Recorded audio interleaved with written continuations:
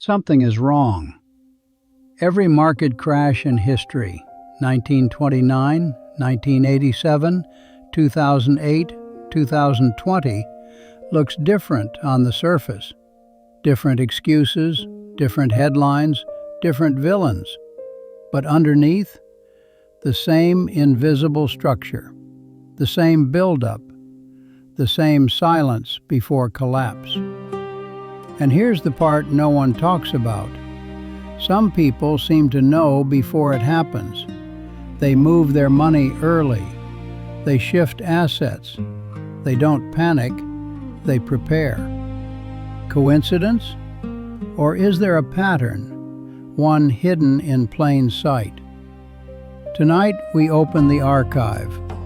Not the version taught in economics classes, not the one on financial news, but the buried pattern, the one you only see when you stop looking at numbers and start looking at human behavior.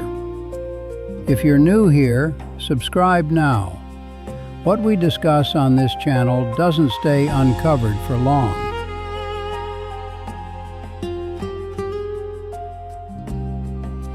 Crashes don't start where you think.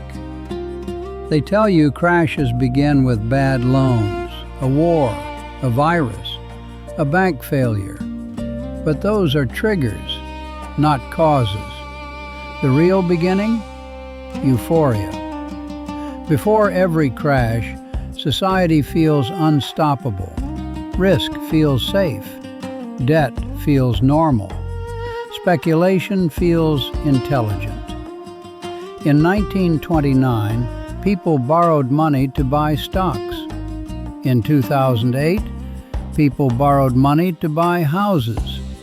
Before crypto collapses, people borrow to buy coins. Different assets, same psychology. This phase has a name insiders rarely say out loud: the illusion of permanence. It's the moment the public believes this time is different. Comment below right now. Different, if you've ever heard someone say markets only go up. Because historically, those are the final words before gravity returns. But here's the disturbing question. If human emotion is predictable, who studies it closely enough to move first?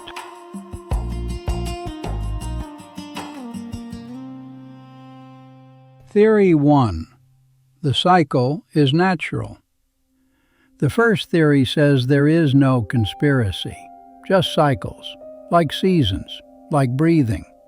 Expansion, contraction, boom, bust. Economies grow too fast. Debt piles up. Confidence stretches beyond reality. Then pressure releases. According to this view, crashes are like forest fires, destructive but necessary. They reset excess.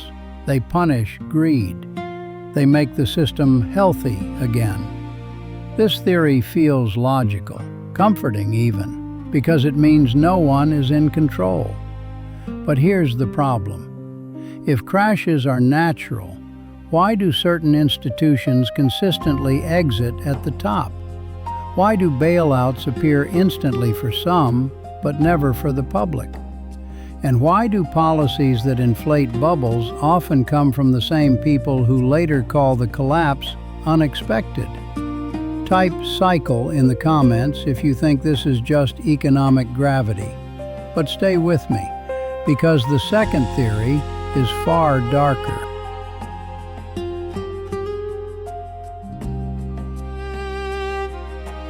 Theory 2. Crashes are engineered. The second theory whispers something unsettling.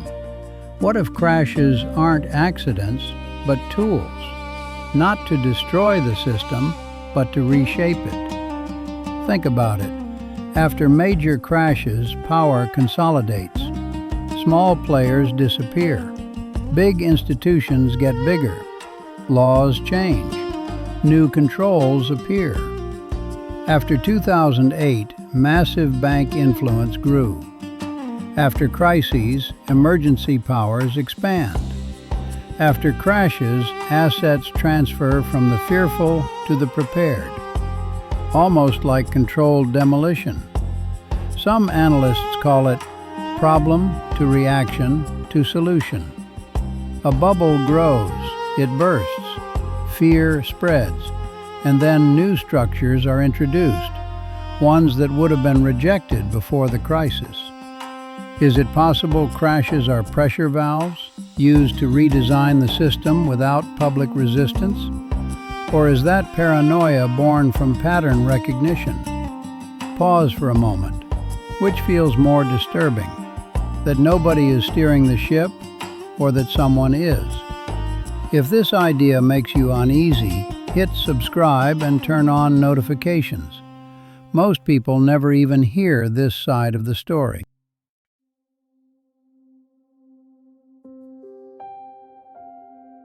The repeating signals. Here's where things get strange. Before every crash, the same signals appear. Record levels of debt, media reassurance, new investors flooding in. This time is different narratives. Complex financial products no one fully understands.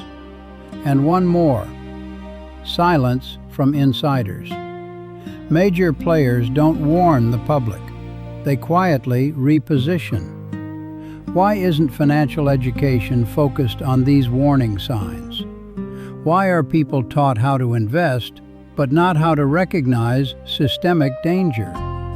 Comment, signals, if you think this information should be common knowledge. Because the pattern isn't hidden in charts. It's hidden in behavior, narratives, and timing. And the biggest signal of all might be happening right now. But we're not done.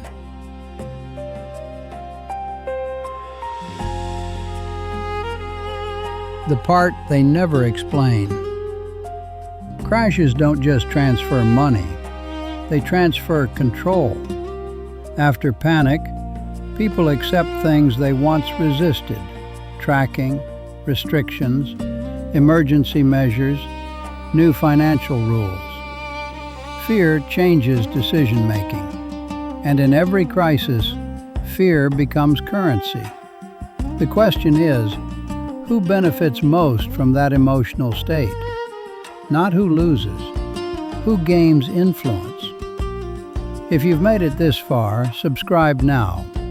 You're officially seeing the version of events most people scroll past, because the final piece of the pattern is the one still unfolding.